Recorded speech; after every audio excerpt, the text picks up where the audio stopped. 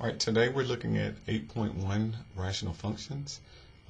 For number one, we want to write the domain of the function in interval notation. All right.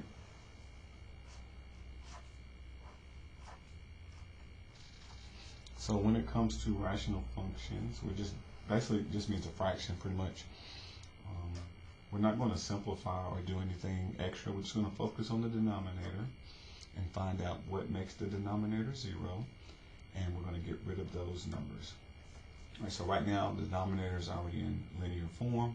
So if we take the denominator and say x minus 5 cannot equal 0, so do a not equal sign and 0. Solve for x, we get x cannot be equal to positive 5. Positive 5 will make the denominator 0. All right, to put this in interval form, you think about a number line going from negative infinity to positive infinity. I usually put 0 in the middle somewhere. Positive 5 will be over here.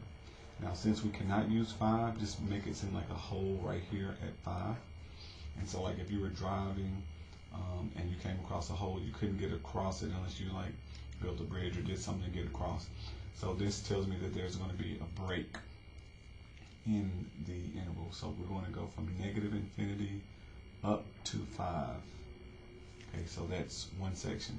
And then we would need to make a connection. So this little union symbol is connecting the other side of 5 up to infinity. So we're going to have two sections. That's going to be our domain in interval notation. So let's say negative infinity to 5. And then we need this union to connect those two pieces. And then we're going to go to the other side of 5 to positive infinity.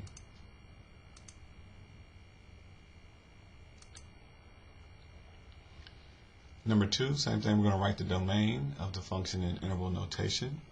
This time we're going to need to factor the denominator to find those two numbers. Again, we're just focusing on the denominator. So we have 5x squared minus 9x minus 2.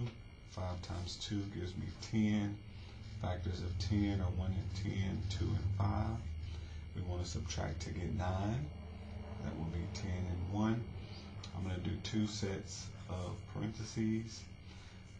Again, I do a little bit different. I don't want to play the guessing game. I don't know if the 5 goes here or here.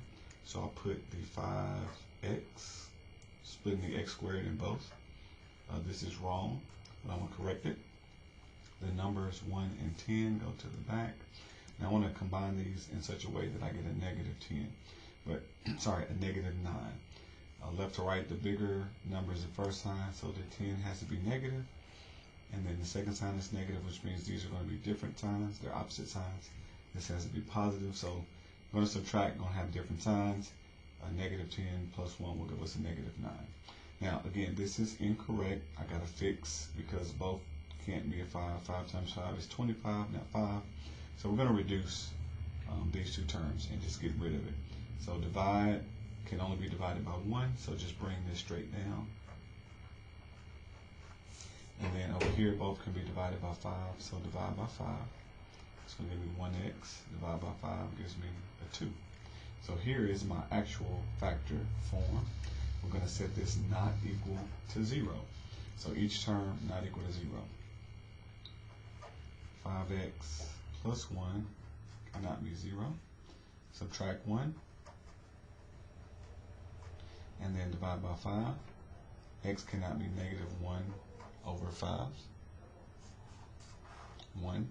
And then with the x minus 2, cannot be 0. Add 2. X cannot be equal to 2. All right, so again, number line. We're going to put those 2 points on there. So negative infinity to infinity. We cannot use a negative 1/5.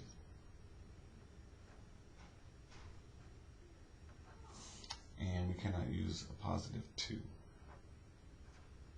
So there's 2 breaks in this one.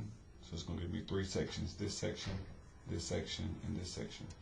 So we're going to go from negative infinity to negative 1/5. And then we got to connect it. So a negative 1/5 the other side up to positive 2. And then we have to connect it. So the union 2 to infinity. So these are our 3 sections for our domain. So this will not be a real number when the numerator is 0, the denominator is 0. So cannot divide by 0. That's the thing we want to focus on. Factoring, we get 5x plus 1, and we get x minus 2.